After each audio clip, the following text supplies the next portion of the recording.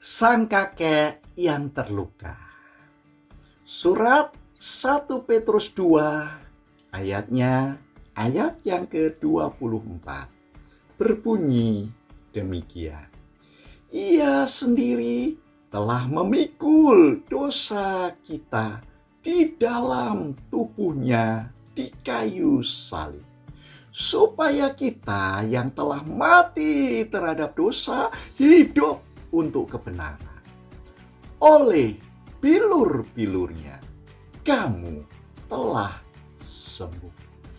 Saudara, kisahnya dimulai dengan sebuah cerita. Seorang anak kecil datang kepada ayahnya dan bercerita kepada ayahnya. Ceritanya, anak ini selalu diantar oleh kakeknya ke sekolah. Wajah kakeknya itu buruk rupa, alias wajahnya ada bekas luka bakar yang parah. Wajahnya mengerikan. Anak itu seringkali diejek teman-temannya dan ditertawakan.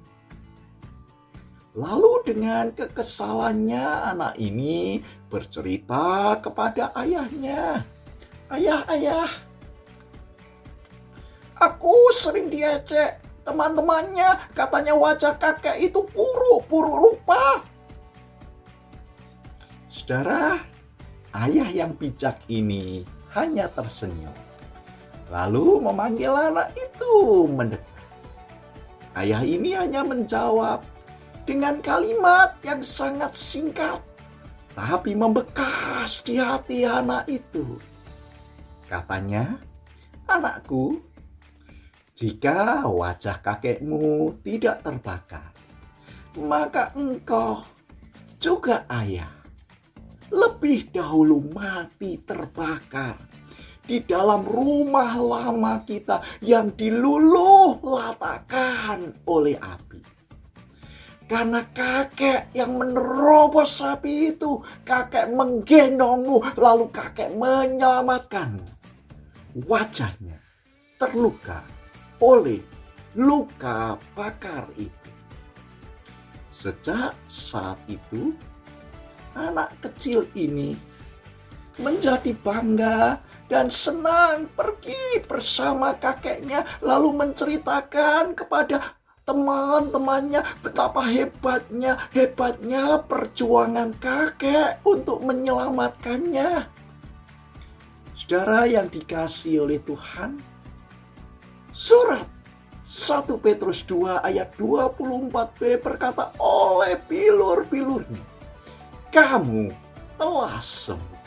Oleh bilur-bilur Kristus telah mengulurkan tangan seperti sang kakek yang terluka.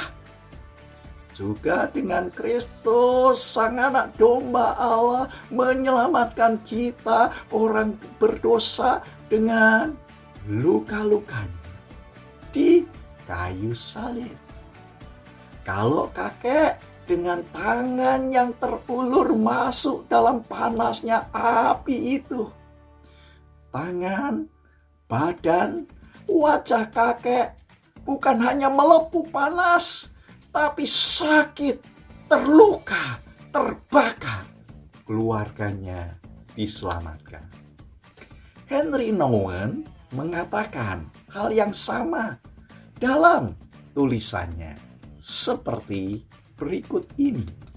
Siapa yang dapat menyelamatkan seorang anak dari rumah yang terbakar tanpa berani mengambil resiko terbakar oleh panasnya lumatan api itu? Dan itu dilakukan sang kakek bukan. Yesus adalah penyembuh, tapi penyembuh yang terluka. The wonder healer. Hanya dengan lukanya, penderitaannya, bahkan kesakitannya, bahkan kematiannya di atas kayu salib, Yesus menyelamatkan saudara, saya dari api neraka, dari jerat dosa. Itulah arti Allah yang menderita untuk manusia.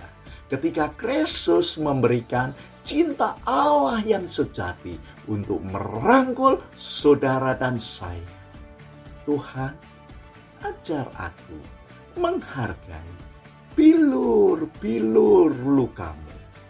Dengan lukamu, aku sembuh, aku diselamatkan.